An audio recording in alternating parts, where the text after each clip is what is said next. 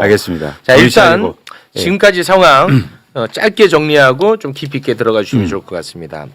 이재명 대통령은요, 누군가에게 집을 팔라고 강요는 물론 설득한 적도 없어요. 네. 집을 파는 것이 유리한 상황을 만들겠다는 거야. 뭐 누구 보고 파는 게 어떻겠습니까? 팔아. 이렇게 한 적이 없다고 단 한 번도. 그럼에도 불구하고 국민의힘과 언론에서는 이재명 대통령이 보유하고 있던 성남시 아파트를 팔라고 난리를 쳤습니다. 네. 참고로 이재명 대통령은 1주택자입니다. 1주택자.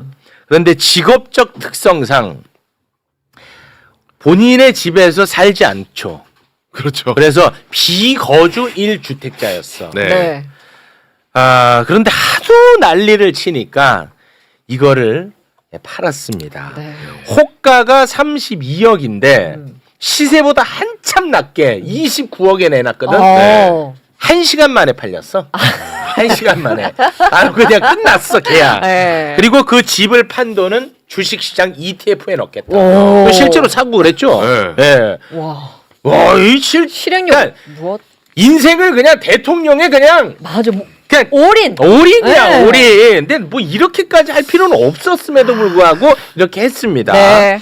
그런데 이것을 시세 차익을 챙겼다는 식으로 기사 제목을 뽑은 곳이 있었어요. 네. 소개 부탁드립니다. 자, 이재명 대통령 분당집 1시간도 안 돼 팔렸다. 3억 6천에 사서 시세 차익만 25억이다. 제목을 저렇게 뽑았어요. 이렇게 이제 뽑은 거야. 아. 그러자 이 기자를 링크 걸어서 기사를, 네. 이재명 대통령이 글을 하나 올렸습니다. 소개 부탁드립니다. 이 기사는 왜 이리 악의적일까요? 시세 차익만 25억이라니. 내가 집을 산 게 1998년이고 새빵살이 전전하다 IMF 때 평생 처음이자 마지막으로 산 집입니다. 아이들 키워내며 젊은 시절을 보낸 집이라 돈보다도 몇 배나 애착 있는 집입니다. 돈 벌려고 산 집도 아니지만 내가 평생 죽어라 전문직으로 일하며 번 돈보다 더 많이 집값이 올라 한편 좋기는 하면서도 뭐 이런 황당한 경우가 있나. 이러면 누가 일하고 싶을까 하여 세상에 죄 짓는 느낌이었습니다. 진짜 솔직한 이야기다. 앞으로 퇴임하면 아이들 흔적과 젊은 시절의 추억을 더듬어가며 죽을 때까지 살고 싶었던 집입니다. 돈 때문에 산 것도 아닌 것처럼 돈 때문에 판 것도 아닙니다. 경제적으로 따지면 이익도 있을 것 같고 부동산 정책 총책임자로서 집 문제를 가지고 정치적 공격거리를 만들어주는 것보다 만인의 모범이 되어야 할 공직자로서의 책임을 다하자 싶어 판 것뿐입니다. 내가 이 집을 그대로 보유했더라면 그건 집값이 오를 것 같거나 누구 말처럼 재개발 이익이 있을 것 같아서가 아니라 내 인생과 아이들의 추억이 묻어있는 애착 인형 같은 것이어서입니다. 네. 개 눈에는 뭐만 보인다는 말이 있습니다. 시세 차익만 25억이라니 그 외에 또 다른 불법 행위 같은 게 있기라도 한다는 것인가요? 내가 부동산 투기라도 했다는 이미지를 씌우고 싶은 것이겠죠. 언론의 자유인이 용인해야 한다고 주장하면 인정은 하겠으나 나를 부동산 투기꾼 취급한 것은 분명 과하다고 생각됩니다. 진짜 솔직한 맞아요. 이야기를 맞아요. 구구절절 올릴 수밖에 없는 이 현실. 네. 나는 하지만 또 마음이 좀 짠해요. 네, 묵묵히 밀고 갑니다. 네. 그랬더니 또 기사를 제목을 바꿨더라고. 뭐라고요? 바꿨어요? 이렇게 바꿨어. 분당 아파트 내놨다. 부동산 정상화 의지. 이렇게 바꿨어. 이렇게 이제 바로 바꿨습니다. 예. 자, 이렇게 되다 보니까 집 6채를 보여주긴 장동혁이. 저는 근데 솔직히 일단은 제 생각은 장동혁이가 6채를 팔든 안 팔든 12채를 더 챙기는 나는 솔직히 관심 없거든. 네. 그런데 장동혁은 대통령이 팔면 본인도 팔겠다고 약속을 했으니까. 한 말이 있으니까. 한 말이 있으니까 잠깐 한번 좀 챙겨보고 가겠습니다. 본인이 일단 했던 약속부터 영상으로 보겠습니다. 우리 장 대표님. 진짜 혼자 왔어요. 혼자 왔어요. 여유 있는. 부동산을 가셔야 되는 거 아닌가? 오후에. 오후에. 빨리 집 파십시다 우리 장 대표님. 장 대표님. 집 6채 빨리 파셔야 된다니까요. 다 팔아야 돼요. 예. 이거 다 주택자 이거 난리 났어요 이거. 끝나고 우리 같이 고기국수. 대통령 발음은 바를게요. 대통령 발음은 바를게요. 지금 얘기했네. 그리고 약속을 했단 말이야. 네. 대통령 팔면 팔게요. 대통령 팔았잖아. 팔았죠. 그럼 이제 장동혁 입장 내야 될 거 아니야. 네. 페북에 입장을 냈더만요. 자, 장동혁은 페북에다 글을 올려서 대통령은 29억의 분당 아파트 매물로 내놓으셨는데 2억 원도 채 안 되는 제 여의도 오피스텔은 팔려고 내놔도 보러 오시는 분도 안 계시네요. 누구처럼 똘똘한 한 채가 아니어서 그런 모양입니다. 싸게 내놓으면 팔려. 그렇죠. 대통령과 약속했으니 제 오피스텔을 빨리 팔아야 하는데 제가 산 가격으로 제 오피스텔 매수하실 분 찾습니다. 가격 절충 가능하고요. 가족과 함께 살고 있는 구로구 아파트, 지역구 보령시 아파트는 처분할 수 없고 어머니가 살고 계신 시골집, 장모님이 살고 계신 아파트는 당장 두 분을 길거리에 놔앉으시라고 할 수도 없어서 고민입니다. 라고 글을 올렸습니다. 절대 손해는 안 보겠다. 내가 산 가격은 받아야겠다. 아이고. 그냥 알아서 해라. 뭐 나는 솔직히 관심도 없다. 하여튼 뭐하든 알아서 해. 어찌됐든 약속 지키지 않는 정치인으로 나는 일단은 기억하도록 하겠습니다. 네. 이런 와중에 정말 심각한 정치인은 따로 있어요. 누군데? 바로 안철수거든. 오랜만인데요, 안철수? 우리 시대에 정말 도움이 안 되는 정치인이라고 개인적으로 생각합니다. 네. 여기서 또 바로 장난질 들어가거든요. 자, SNS 글을 올렸습니다. 제목은 이재명 대통령이 29억 아파트, 현금 27억 원 가진 슈퍼리치만 살 수 있는 집 아닙니까? 라고 제목을 달았고요. 이재명 대통령이 분당 아파트를 29억에 매물로 내놨습니다. 부동산 정상화의 의지를 몸소 보여주겠다고 하나 이는 하나만 알고 둘은 모르는 단견입니다. 이재명 대통령의 29억 아파트는 누구나 아무나 살 수 없습니다. 지난해 10월 15일 대출 규제로 25억 초과 주택은 대출이 최대 2억 원에 그치기 때문에 최소 27억 원의 현금을 갖고 있어야 합니다. 매수자는 극소수의 슈퍼리치에 국한되지 않겠습니까? 거듭 말씀드리지만 진정 부동산 시장을 정상화하고 싶다면 평범한 실수요자들이 집을 마련할 수 있도록 대출 기회 확대도 함께 논의하시길 바랍니다. 이 진짜 얼마나 나쁜 정치인이야. 얼핏 보면은 맞는 말 같기도 수긍이 하고. 되는 것 같이 네. 보이는데 네. 그럼 얘 말대로라면 평범한 서민들이 네. 27억 빚내라는 거야. 제가 그래서 계산을 해봤거든요. 그럼 아. 월 이자만 이자. 원금 안 갖고 월 이자만 1,125만 원을 내야 되더라고요. 평범한 서민들 와. 한 달에 이자만 1,000만 원씩 내게끔 만들자는 거야. 이거 얼마나 나쁜 정치인이야. 왜 가만히 있어 분노 안 하고. 그러네. 아니 근데 저분은 바보인 척 하는 겁니까? 원래 그런 겁니까? 진짜 궁금해요. 아 진짜 너무 나쁜 정치인이야 이 사람은. 예, 뭐 안철수 의원은 제가 뭐 말할 게 별로 없고요. 네, 이건 재산에서 가치가 없었어. 네. 오세훈하고도 제가 하기에 좀 벅찹니다. 예, 맞습니다. 일단 이재명 대통령이 보유하고 있고 그동안 실거주한 아파트를 파는 걸 보면서 저는 두 가지 생각이 들었는데요. 아, 한국의 부동산 공화국 진짜 끝낼 수 있겠다. 그리고 두 번째는 그동안 다른 사람들은 뭐 했나 그런 생각이 들었어요. 그러니까 뭐냐면 수많은 정치인들, 수많은 예를 들어서 뭐 정치를 하거나 정책을 만든 사람들이 한국의 부동산 뭐 안정화시켜야 된다, 공화국 끝내야 된다 그렇게 외쳐댔죠.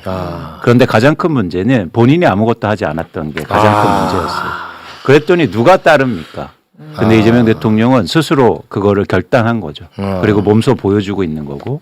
그래서 이 지점에 대해서 그러니까 그 사항만 좀 살펴볼 필요가 있는데 일단 이재명 대통령은 분당의 아파트를 1998년도 외환위기 때 샀단 말이에요. 네, 그랬더라고요. 그때 당시에 3억 6천만 원에 매입했는데요. 네. 뭐 아시겠지만 IMF 때입니다. 그때 3억 6천의 가치는 어느 정도였냐면 강남의 음마 아파트를 두 채 살 수 있는 가격이었어요. 그래요? 그러니까 우리가 지금만 보면 그래? 뭐 20억을 이익 받나 그런 게 아니지만 엄청나게 큰 돈을요. 그냥 내가 살고 싶은 아파트를 산 거예요. 투자나 투기 목적으로 샀으면 강남이 두 채 샀겠지. 그동안 그렇게 하는 사람들처럼 그런데 그냥 나 저 집 너무 살고 싶다 지나치면서 본 그 집을 샀단 말이에요. 그 산 집을 그 이후로 무려 28년간 거주해요. 네. 수도권에서 자기 집에 28년간 거주한 사람은요 5%밖에 되지 않아요. 전부 다 교육 문제, 자식 잘하면 다 강남으로 이사 가죠. 그리고 돈 벌려면 집 팔아서 또 강남 가죠. 갈아타기하고. 이사 다니죠. 갈아타기 네. 하죠. 다주택자 됐는데 한 번도 그렇지 않고 거의 30년 기간 동안 한 집에 아이들을 길러내고 계속 그 집에 거주했단 말이에요. 놀랍지 않습니까? 네. 사실은 사회 지배층이었잖아요. 변호사고. 네. 그런데 그런 유혹이 컸을 거 아닙니까? 야, 여기 강남 사면 아파트 하면 돈 벌 수 있어. 또 애들 중학교 가는데 강남에 팔학금 보내야 되지 않아? 그런데 한 번도 그러지 않았단 말이에요. 그 집을 그냥 오랫동안 살고 그냥 돈 벌려고 산 것도 아니에요. 돈 벌려면 강남에 샀겠지. 그런데 그런 사람이 그렇게 애착 있는 아파트를 파는데 저렇게 돈 벌었냐 그러면서 안철수 따위가 저런 얘기를 한다? 저는 상대할 가치가 없다고 보고 있어요. 차원이 다른 얘기예요. 괜히 상대해서 죄송합니다. 네, 죄송합니다. 내가 너무 열받아가지고 하고 싶어요. 죄송합니다. 그러니까 말이 안 되는 얘기를 하고 있어서 그러니까 저는 사실은 이 얘기를 듣고 저는 너무 감동이었다. 진짜 대한민국. 근데 저는 더 놀라운 게 제가 사실은요. 이재명 대통령이 싱가포르 출장 가셨잖아요. 네. 출장 갔잖아요. 그래서 좀 이제는 부동산 이슈가 좀 잠잠해졌거니. 네. 거기 회의도 하고. 바쁘지. 그래, 다른 일 할 출방 테니까. 중에. 근데 가자마자 또 X에 글을 내요. 그 부동산을 또 올렸더라고요. 싱가포르에서도. 가자마자. 그리고 또 교민 간담회 하는데 뭐라는 줄 아십니까? 교민들이 집값 너무 올라서 고국 가기가 너무 두렵습니다. 그렇게 질문하니까 몰랐네. 내가 집 때문에 고민 안 하게 해줄 테니까 고국에 다시 돌아오시라. 와, 그랬어? 그러니까 뭐냐면 이건 진짜다. 요건 진짜야. 이건 진짜다. 이거 와. 진짜 대한민국 진짜 좋아지겠구나. 이런 생각이 너무 드는 거예요. 와. 그러니까 저도 요만큼의 의심이 있는 거죠. 혹시나 혹시나 딴 말 할 수도 있겠구나. 뭐 이런 생각을 할 수도 있는데 네. 이건 진짜다. 요건 진짜다. 네, 이건 돌이킬 수도 없고 돌이킬 수 앞으로 없어. 간다. 그러면 어쩌면 이런 신뢰가 쌓이면 대한민국의 부동산 시장이 정말로 변할 수 있고 우리 미래를 위해서 진짜로 좋아질 수 있겠다 이런 생각이 드는 거예요. 네. 그러면서 이제 중요한 게 이런 의지가 너무 강력하니까 사실은 시장에 실제로 먹힌다는 거죠. 네. 그래서 지난주에 아주 의미 있는 뉴스가 나왔습니다. 오. 제가 이제 가장 주목해서 보는 거잖아요. 네. 네. 강남 아파트가 떨어져야 된다. 그렇지. 그 핵심이라고 네. 했죠. 왜냐하면 이렇게 계속 밀고 있는데 그게 실제로 시장에 먹히지 않는 단기적으로라도 그러면 추진력이 떨어질 수 있단 말이에요. 당연하죠. 무슨 얘기냐면 자꾸 부동산 정상화 얘기하는데 강남의 집값은 오히려 올라요. 그렇지. 그러면 정책 부작용이야 그렇지. 또 문재인 시즌 2야 이러겠죠. 네. 그런데 지난주에 드디어 강남 아파트 하락이 가격 하락이 시작됐어요. 시작됐어요. 1번을 보시면 1번 빨리 보여줘. 제발 좀. 진짜 중요해. 주황색이 강남. 예. 그러니까 강남 아파트 가격이 드디어 지난주 통계 자료로 하락을 시작했습니다. 저거는 이제 매매가 딱 된 거죠. 그렇죠. 예. 마치 이렇게 하락하니까 아이고 조금밖에 안 하락했네 또 이런 식으로 해석하는데 예, 예. 아니요. 자산 시장은 추세가 중요한 겁니다. 드디어 하락세로 돌입했다는 게 중요하고 다른 지역 보세요. 다른 지역보다 더 빠르게 하락하잖아요. 사실은 강남의 아파트가 다른 지역보다 이렇게 크게 하락한 적은 역사상 별로 없어요. 그죠? 강남 집값이 누가 빠진다고 생각하겠어요. 그렇지. 그러니까 굉장히 이례적인 현상들이 일어나고 있고 이거는 전형적으로 대통령이 만들어내고 있는 효과입니다. 그러니까 이렇게 시장에 실제로 변화가 있다는 건 뭐냐면 이제 정책의 추동력, 추진력이 굉장히 높아질 수 있다는 거예요. 자신감을 얻었죠. 제가 볼 때는 이재명 대통령이 진짜 자신감을 얻는 것 같아요. 이걸 보는 순간. 그러니까 막 솔직히 좀 자랑도 하고 싶고 네. 마음이 좀 드는 거죠. 네. 그런 게 너무 좋다. 사실 여기서 강남 집값이 올라보면 그럼 어떻게 우리만 해도 욕 먹는다니까. 맞습니다. 이들이 뭐 된다고 하더니 뭐 입만 떠들었지. 저거 이빨 다 뽑아야 된다고 난리칠 거야. 그렇죠. 아니, 그거 맞잖아요. 맞습니다. 네. 그래서 저는 가장 중요하게 계속 강조했던 게 시장에 실제적으로 변화가 일어나야 된다. 그게 핵심이야. 이걸 강조했잖아요. 네. 근데 일어나고 시작된 거예요. 야. 의미가 있고 제가 네. 예측하건대 이런 하락폭이 이제 점점 더 커질 겁니다. 그 근거가 있어요. 다음 장을 보시면 네. 제가 계속 말씀드리지만 강남의 아파트의 매도 물량이 굉장히 빠른 속도로 증가하고 있단 말이에요. 매도 물량 예. 증가하고 그러니까 있습니다. 집을 갖고 있는 사람들이 최근 들어서 내놓는 이재명 거야. 대통령의 부동산 발언을 시작한 이후로 거의 3,500건을 증가시키고 있어요. 빨리 팔아야겠다고 생각하는 거죠. 그렇지. 야, 강남에만 이런 거예요? 그렇습니다. 와. 강남 9만. 그러면 살려는 사람들은 정체돼 있거나 줄고 있는 상황 속에서 팔려는 사람들이 많이 증가하니까 아파트 가격은 떨어질 수가 그렇죠. 떨어지죠. 안 팔리니까. 그렇습니다. 가격 그럼 더 떨어뜨려야지. 싸게 내놓겠지. 그렇죠. 자꾸 안 팔린다는 얘기하지 마. 이재명 대통령 1시간 만에 팔렸잖아. 왜냐? 맞아요. 시세보다 싸니까. 대폭락에 쳐서 내놨으니까. 그게 시장이에요. 그게 시장이야. 가격만 싸게 하면 왜 안 팔립니까? 왜 안 팔려? 싸게 팔기 싫으니까 안 팔리는 그래. 거예요. 자기가 그러니까 산 그런 가격으로. 상황이 시작되고 있다. 네. 그런데 여기서 어떤 얘기를 하냐면 또 강남 아파트 막 떨어지면 막 그 사람들 좀 불쌍한 거 하냐? 막 이런 얘기가 들려요. 왜 강남만 얘기하냐? 아니 저보고 실제로 뭐 강남에 원한 생겼냐? 뭐 강남에 근데 뭐 그런 얘기 한단 말이죠. 아, 네. 근데 우리가 강남의 부동산 시장, 강남 아파트 가격을 얘기하는 명확한 이유가 있어요. 네. 그건 뭐냐면 세 번째 보여주세요. 세 번째. 강남이 수도권, 그렇지. 서울의 아니요. 다른 지역, 그리고 영향을 전국의 주잖아. 우리나라 부동산의 정상화 그리고 안정화를 가장 방해하기 때문에. 그렇습니다. 그래서 강남 아파트가 안정되고 강남 아파트 가격이 하락해야 된다는 거죠. 네. 그런데 여러분들이 꼭 아셔야 될 거가 있어요. 강남 아파트가 그럼 얼마큼 빠져야 되느냐 이런 측면뿐만 아니라 네. 강남 아파트는 과연 얼마나 올랐을까? 그런 차원에서 4번을 한번 볼게요. 4번. 이건 강남 도곡동의 렉슬이라는 아파트 단지 26평 아파트의 매매 가격입니다. 얼마예요? 얼마예요, 이게? 이게 현재 31억 원인데요. 평당 1억 원이 넘네요. 기울기가 이렇게 그렇죠. 커? 여기서 주목할 게 있어요. 뭐냐면 최근 8년 동안 집값이 20억 원이 올랐다고요. 8년 동안 20억이 올랐어? 8년 동안 20억이요. 아. 우리가 모르시겠지만 여러분 강남 집값은요 충격적인 상황 이렇게 폭등했다고요. 제가 이걸 통해서 말씀드리고 싶은 건 뭐냐면 강남 아파트 떨어져도 됩니다. 와. 많이 올랐잖아요. 맞아. 많이 올랐잖아요. 와, 이거 떨어져도 된단 말이에요. 그런데 지금 뭐 3, 4억 뭐 2, 3억 떨어졌다고 아이고 큰 폭에 떨어졌네? 아니요. 8년 동안 20억 올랐다고요. 20억이 올랐어. 와. 진짜 많이 올랐다. 와, 뭐 이렇게까지 올라? 놀랍지만 20억을 벌 수 있는 직종이 있을까요? 와, 아니 근데 어떻게 그러니까 이렇게 놀랍지 않습니까? 이렇기 때문에 모두 다 강남만 사고 싶었고 강남처럼 되고 싶었던 거예요. 이게 한국의 부동산의 문제를 만든 가장 근원적인 문제였던 거예요. 그렇기 때문에 강남 아파트를 우리가 얘기하는 거고 이런 지역이 예를 들어서 투자를 훨씬 더 많이 보유하고 있고 집값이 많이 올랐다는 거예요. 예. 그런데 생각해 보세요. 지금 일단 이재명 대통령이 이 양도세 중과를 그러니까 하겠다는 거 아닙니까? 그렇습니다. 다시 대표해서 네. 얼마나 내는지 한번 볼게요. 예를 들어서 한번 계산해 봤는데 이 아파트를 현재 판다고 할게요. 2017년도에 매수한 뒤에 그다음에 양도차익이 20억 생기지 않았습니까? 20억 챙겨. 20억 생겼죠. 여기에 보시면 이거 이제 제가 계산해 본 건데 금액을 우리가 같이 보시자고요. 네. 과연 세금이 얼마나 되는지. 궁금하다. 일단 1가구 1주택자가 8년 동안 실제로 거주하고 보유했어요. 그러면 양도세를 지금 판다고 했을 때 1억 6천만 원밖에 내지 않습니다. 20억 벌었는데 네. 한 18억 자, 남네. 자, 무슨 얘기를 드리자고 싶으냐면 살 거 다 살고. 그렇죠. 그런데 이 기간 동안 예를 들어서 월급을 연봉을 20억 벌었잖아요. 세금을 그럼 과연 얼마나 낼까요? 네네. 9억 정도 내야 될 거예요. 그렇습니다. 아니 우리나라는 너무 노동의 가치를 저평가해. 그러니까 부동산만 돈으로 보면요. 이건 그냥 뭐 세금도 안 내고 그냥 자기가 살면서 돈 벌던 시대였어요. 그동안 아니 최근 본인이 10년간. 살 거 다 살고. 네. 벌고 어마어마하게 진짜 이건 벌고. 너무 심하다 불공정이. 이건 불공정이야. 그렇죠. 이게 정상화. 이따도 다시 말씀드리겠지만 그러면 그렇다고 쳐요. 내가 그냥 샀어. 거주하려고. 그래서 집값이 오른 거니까. 근데 두 번째 볼게요.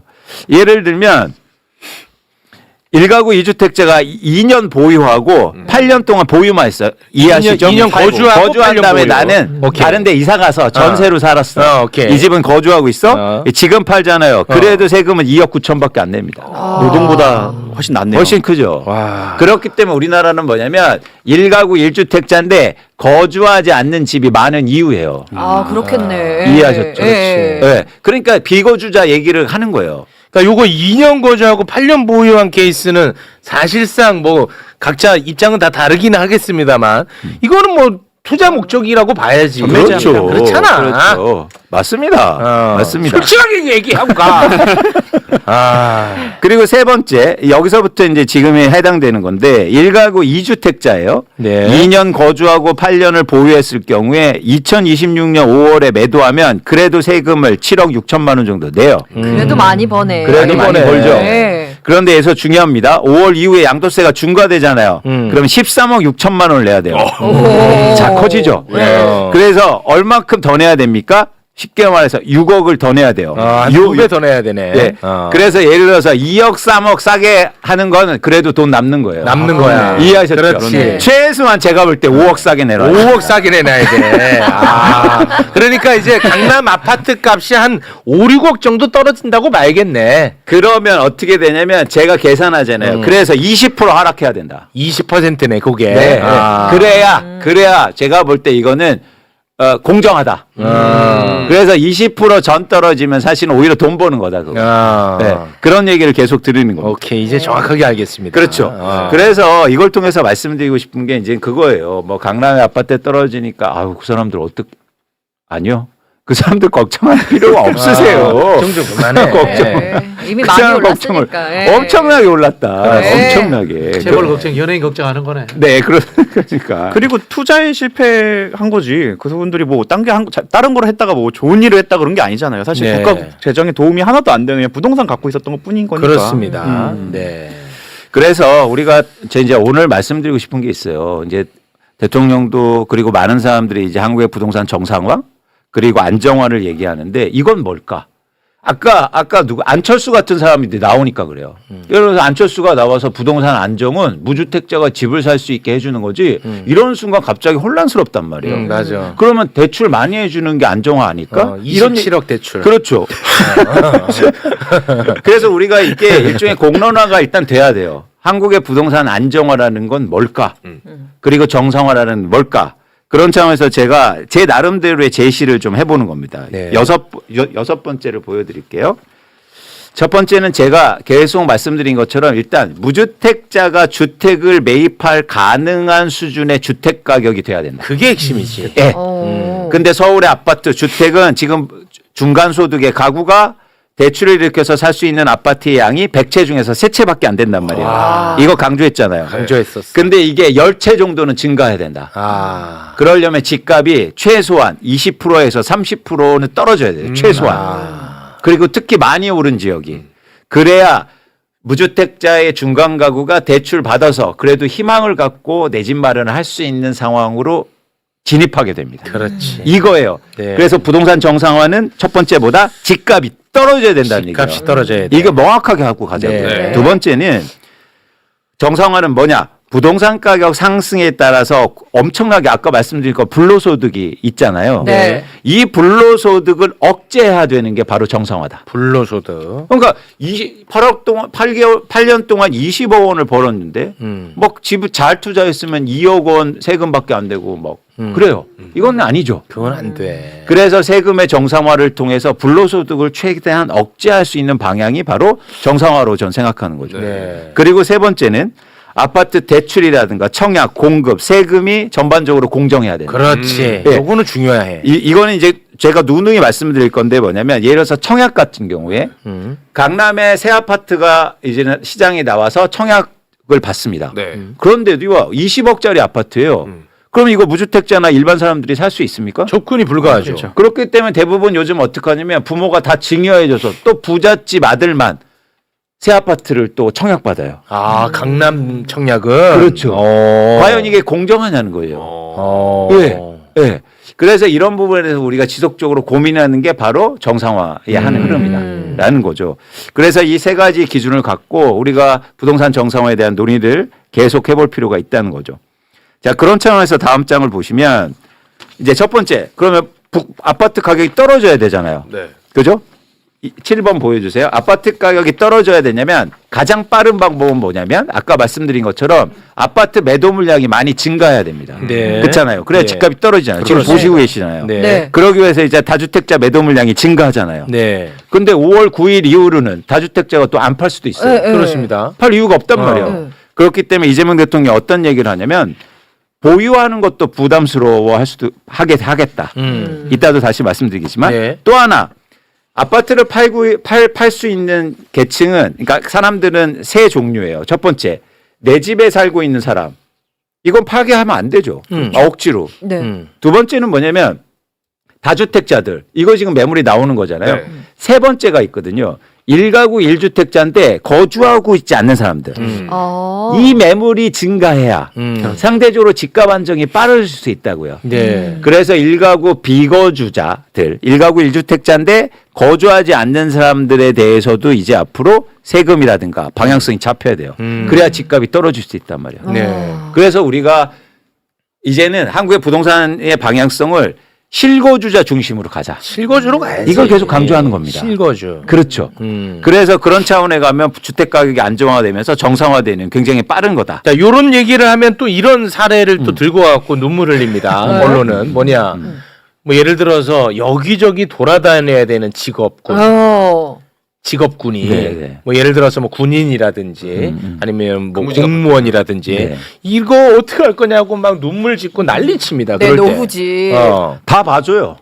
다 내지 않게 하면 돼요. 그 뭐가 문제입니까? 다 검증이 되잖아요. 아, 그거는 가능해. 네. 그러니까 그런 사람들 예외. 당연히 예외죠. 뭐 해주면 당연 된다. 어쩔 수 없이 돌아다니고 막 힘들게 오히려 일하는데 당연히 배려해 줘야 됩니다. 아, 그건 돼. 우리나라가요 데이터가 엄청 많기 때문에 그런 거 다 구별해낼 수 있어요. 오케이. 예? 네. 그런데 막 그렇게 허위로 막 그 지역에서 일한다고 하고 맨날 밤에 와서 여기서 빵 사 먹어. 그런 거 다 걸러낼 수 있거든. 그래서 대통령께서 부동산원을 만들어서 네. 금감원처럼 너네 장난치면 폐가망신하겠다. 폐가망신 가야 돼. 이런 거를 그 만드는 집은 거죠. 바로 그냥 옆집 소유로 귀속시켜. 거짓말하는 건 이건 아주 악의적이잖아. 안 되죠. 안 되죠. 되지. 그러면 막 더 세금을 많이 물게 하거나 이거 충분히 가능하다. 그렇지, 이런 그렇지. 거죠. 그래서 앞으로 계속 우리가 주택 가격을 안정화를 하려면 다주택자뿐만 아니라 1가구 비거주자, 1가구 2주택의 비거주자에 대해서도 우리가 관심을 가져야 된다. 오케이. 자, 두 번째는 뭐냐면 아까 말씀드린 그 정상화의 핵심이 뭡니까? 부동산 가격 상승에 따른 과도한 불로소득을 억제해야 된다고 말씀하셨잖아요. 그래서 일단 계속 강조하지만 제가 보유세가 정상화돼야 됩니다. 보유세를 올리자는 말씀을 드리는 게 아니에요. 예. 무슨 얘기냐면 예를 들어서 아까 8번을 한번 보여주세요. 8번을 한번 볼게요. 네. 불로소득 억제 이거 말하는 건가요? 예. 지금 예를 들어서 우리가 불로소득 억제죠. 예를 들어서 아까 그 도공렉스를 갖고 있은 경우에 보유세를 얼마나 냈냐면 8년 동안요. 8년 재산세하고 종부세 포함해서 3,300만 원밖에 내지 않았어요. 8년 동안 8년 토탈이에요, 이거는? 네. 8년 토탈 3,300만 원이야? 네. 가스비도 저거보다 많이. 아니, 이거는 너무 적은 거 아닌가? 8년 동안요. 집값은 20억 원이 올랐는데 종부세는요 3,300만 원 냈다고요. 그 왜 이렇게 낮은 거예요, 얘는? 우리나라 보유세가 낮기 때문입니다. 보유세. 낮기 때문에 너무 낮네. 다 빼주고 뭐 평수 작다고 해서 또 빼주고 이러니까 보유세가 현저히 낮은 거예요. 현저히 낮네, 진짜. 그러니까 보유세를 올리자는 말씀을 드린 게 아니에요. 아니에요. 어. 정상화다. 이게 너무 심한 거 아닙니까? 아까 말씀드린 것처럼 어쩌면 가스나 전기료보다 적게 낼 수도 있어요. 이건 너무 심하다. 너무 심하다. 이런 정상화 하나. 두 번째 방향성은 뭡니까? 제가 계속 주장하는 거잖아요. 고가주택의 아파트에 대해서는 분명히 보유세를 인상시켜야 된다. 50억 이상 이거는 고가주택. 부담스럽게. 예를 들어서 그래서 예를 들어서 40억, 50억 원에서 1년 동안 1%의 보유세를 내게 하면 1년 동안 4천만 원 되는 거잖아요. 그렇죠. 그러면 이제 부담스러운 수준이니까 과도하게 불로소득을 추구하진 않을 겁니다. 그렇지. 50억 이상 주택을 뭐 세 채 갖고 있다. 아우 야 이거는 좀 부담스럽다. 그럼요. 야 그럼 두 채는 내놓자. 이렇게 이제 된다는 겁니다. 50억 이상. 네. 그렇죠. 네. 이 방향성으로 우리가 이제 세 번째 아까 예를 들어서 청약이라든가 이런 거는 제가 시간이 적으니까 계속 말씀드릴게요. 일단 두 가지 말씀드렸어요. 첫 번째는 부동산 가격을 안정시키기 위해서 매도 물량을 증가시켜야 된다. 두 번째는 뭐냐면 보유세라든지 세금을 정상시켜서 한국의 부동산 관련된 불로소득을 최대한 억제해야 된다. 그런데 이런 종합화해서 한국의 부동산의 시장의 안정화, 정상화의 방향성이죠. 그런데 이번에 이재명 대통령이 X에다 올린 글이 정확하게 이 방향성을 지칭하고 있단 말이에요. 그래서 이걸 한번 보자고요. 네네. 굉장히 중요합니다. 10번을 한번 볼게요. 10번. 자, 여기서 어디 빨간 글씨를 볼까요? 처음부터 한번 볼게요. 이재명 정부는 강력한 금융, 세제, 규제를 통하여 2026년 5월 9일이 지난 후에도 다주택자들이 양도세 중과를 감수하고 매각하는 것이 이익인 상황을 만들 겁니다. 또 그렇게 할 수밖에 없습니다. 자, 여기서 끊을게요. 일단 중요합니다. 여기서 정책의 신뢰를 가져가겠다. 예. 그동안 가장 큰 문제가 뭐냐면 어떤 정책이 만들어져서 그 정책에 따랐는데 나중에는 오히려 그 따른 사람이 손해됐어요. 그거 최악이야. 예를 들어서 두 가지죠. 그 정책이 도입돼서 막 부동산 시장 안정화될 때 같아서 집 팔았어. 그랬더니 더 올라. 짜증나요? 안 나요? 짜증나죠. 엄청 화나지 않나요? 살아있는 사례가 접니다. 2019년에 정부를 믿고 집을 팔고 전세로 들어갔습니다. 어허. 그러고서 그 전세가의 2배로 매매를 뛰더라고요. 그 이후로 부동산 그 정책을 믿지 못하고 있었어요. 맞아요. 그리고 또 한 가지 두 번째죠. 이번에 싱가포르에서도 교민이 바로 질문한 거예요. 뭐냐면 정부를 믿고 그동안 계속 무주택자로 남아 있었어요. 집값은 계속 올라. 누가 정부를 믿습니까? 그렇지. 그래서 계속 시장에서 하는 얘기들 그런 투기꾼들이 가장 한 말이 뭐였냐면 정부 정책 반대로 해. 반대로 정말 그 정부가 규제하면 그 지역 가서 살아. 아. 너무 진짜 뼈 아픈 사실이다. 누가 믿었냐고요. 뼈 아픈 사실이야. 그래서 이 문구는 뭐냐면 이재명 대통령이 정확하게 얘기하는 거예요. 이제 정책이 신뢰가 중요하다. 그래서 오히려 정책을 믿고 따라한 사람들이 유리하도록 나는 만들겠다라는 거예요. 자, 두 번째 문장이 되게 중요합니다. 정책 수단을 총동원해 다주택자는 물론 주거용 아닌 투기용 1주택자도 보유보다 매각이 유리한 상황을 만들 겁니다.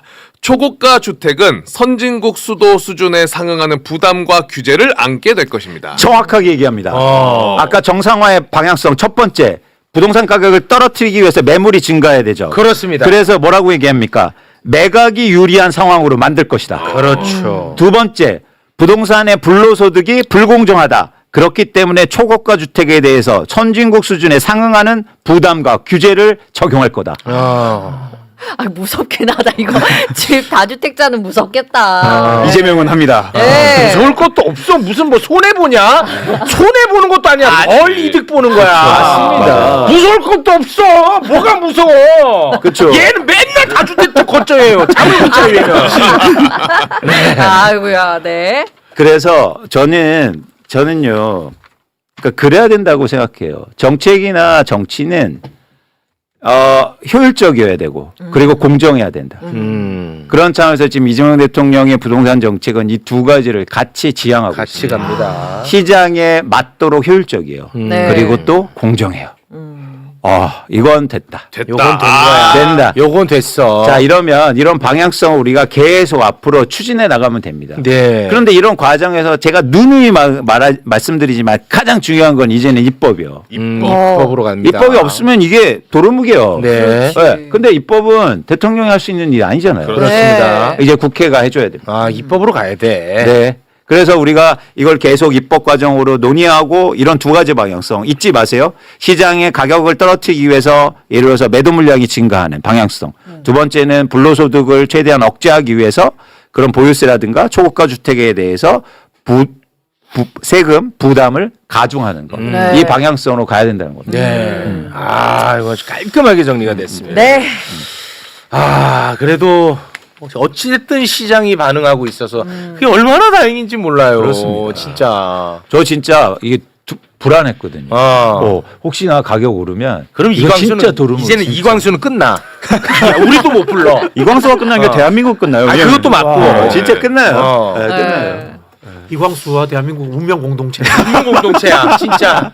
연동돼 있습니다. 대한민국 운명하고. 저 막 이제는 막 죽이려고 하겠지. 그렇지. 너 때문에 또 집 못 샀느니, 못 샀다. 또 너 네 말 믿고 또 기다렸다가 또 집값 올랐다. 그때라도 살 걸. 예를 들어서 그렇지. 집주인이 1억 싸게 팔 때 살 걸. 네. 5월 8일 날 살 걸. 막 이런 얘기 엄청 넘쳐나겠죠. 엄청 넘쳐납니다. 근데 이게 시작입니다. 시작. 이제 시작에 불과합니다. 시작이에요. 계속 예. 지켜봐야 되고 사실 여러분들 너무 이 상황을 이건 분명히 말씀드리지만 한국의 부동산 시장이 정상화로 가는 거다. 네. 저는 우리가 언제까지 이래야 됩니까? 그만하자, 여러분 진짜 이 이제 나라. 그만. 네. 네. 우리 아이들한테도요. 맞아. 이건 아니야. 무슨 관광버스 빌려서요 임장 다니게 할 수 없어요. 이거 그만하자. 그게 진짜. 이게 무슨 맞아. 나라입니까? 네. 어? 맞습니다. 맨날 지금요 어디 가면 이 불과 올해 지난해 말부터 올해 초까지만 해도요 20, 30대가요 관광버스 빌려다가 막 또 수도권 집 보러 다니고 이랬어요. 그만합시다 진짜. 이게 나라입니까? 무슨 나라가 애들한테 부동산 투기를 알려주는 나라예요. 그렇습니다. 꿈이 뭐냐 하면 다 건물주라고. 건물주. 예. 그게 무슨 나라입니까? 그렇죠. 이거는 안 돼. 그렇습니다. 그리고 40, 50대는 그동안 정부를 믿고 무주택을 유지했는데 네. 지금 누군가는 막 정부 비웃으면서 집 산 애들은 옆에서 낄낄대고 낄낄대더라고, 계속. 그 다음에 뭐라고 했습니까? 너는 벼락거지야. 뭐 이러면서 놀림도 하고. 이게 나랍니까? 열심히 일한 사람이 존중받지 못하고. 예를 들어서 8년 동안 그냥 강남 아파트 그냥 산 사람은 20억 돈 벌고. 그리고 세금 2억 원도 안 내고. 이건 나라가 아니죠. 왜 노동소득에 가장 세금을 많이 물리냐 이거야. 그렇죠. 이건 진짜 이상한 거 아니에요? 늘 보면 민주당 정부가 민주당 지지자들 제일 많이 공격해. 유리지갑 월급제들 늘 괴롭혀요. 이게 말이 안 돼. 노동소득에 어떻게 세금을 제일 많이 부과해. 그냥 내가 살 거 다 살고 그냥 투자할 거 다 투자하고 거기서는 불로소득에는 세금을 부과하지 않아. 그렇죠. 이 말이 돼? 그렇습니다. 그러니까 뭐 했어 그동안 이광수? 아니 똑똑한 사람들이 이런 거에 대해서 목소리를 냈어야지. 반성합니다. 아이고. 네, 그러니까 저희가 정말 이번에 끝내야 된다. 진짜. 이번에 못 끝내면요. 제가 볼 때 이건 진짜 못 끝내는 거예요. 이제 그건 확실해. 네, 이번에 못 끝내면 못 끝내는 거야. 이런데도 안 못 돼. 끝낸다. 이런데도 그러면 못 안 끝내. 되는 진짜 거야. 그러면 안 되는 거예요. 근데 예. 저는 엄청나게 큰 희망을 보인다. 희망을 볼 수 있다. 왜냐하면 네. 이재명 대통령이 집을 매매를 하는 걸 그렇죠. 보면서 정치 약간 감동 받았단 말이에요. 근데 그게 저도. 뉴스가 좀 많이 돼가지고 네. 나는 솔직히 뭐 이렇게까지 하나 싶었거든요. 근데 그 뉴스가 워낙 많이 돼서 그게 엄청나게 메시지가 큰 것 같아. 그렇죠. 정부 정책 홍보 효과가 엄청난 거죠. 진짜 크더라고. 거기에 장동혁이 한 스푼 더 얹혀주고. 맞아요. 그래서 이렇게 사람들도 얘기한 거잖아요. 대통령도 팔았대. 네. 그렇죠. 네, 근데 왜 안 자, 파냐 혹은 왜 안 사냐 네. 뭐 이런 말이 안 그 되는 정도로 거죠. 정리하고 장동혁이 왜냐하면 진짜 팔아라. 예, 지금 이제 미국, 이스라엘, 이란으로 가야 되는데 한 말씀만 더 드릴게요. 중요한 거다. 출연자 지금 화나고 있습니다. 아니 그러니까 이란 때문에 주식시장 걱정을 사람들이 걱정 많이 해. 하시잖아요. 내일이 안 왔으면 좋겠어. 예, 그런데 지금 일본 니케이 지수가 1.6% 정도 하락하고 있어서 근데 크게 큰 폭의 영향은 덜 받을 거다는 일단 전망을 하고 되게 좋은 소식은 뭐냐면 네네. 2월 한 달간 반도체 우리 수출이요. 무려 20% 이상 증가했어요. 그래서 23% 증가했는데 네. 지금 반도체 주가가 올라서 한국의 주식시장이 좋은 것도 있지 않습니까? 네. 그래서 네. 너무 큰 걱정하지 마시라. 네. 심지어 지금 일본의 반도체 주가는 오히려 오늘 오르고 있습니다. 그래서 많은 분들이 너무 걱정하지 마시라. 걱정하네. 그리고 이재명 대통령도 또 얘기합니다. 너무 걱정하지 마시라. 한국의 주식시장 괜찮다. 네, 알겠습니다. 그러나 이제 전쟁은 빨리 막아야 돼요. 그건 맞습니다. 예, 그건 그래서 맞습니다. 네. 관련 이야기 전문가 모시고 이야기를 나눠보겠습니다. 우리 정구승 변호사님 오랜 시간 감사하고요. 박진영 교수님 감사하고요. 이광수 소장님 세 분과 여기서 인사 나누기 대단히 고맙습니다. 고맙습니다. 감사합니다.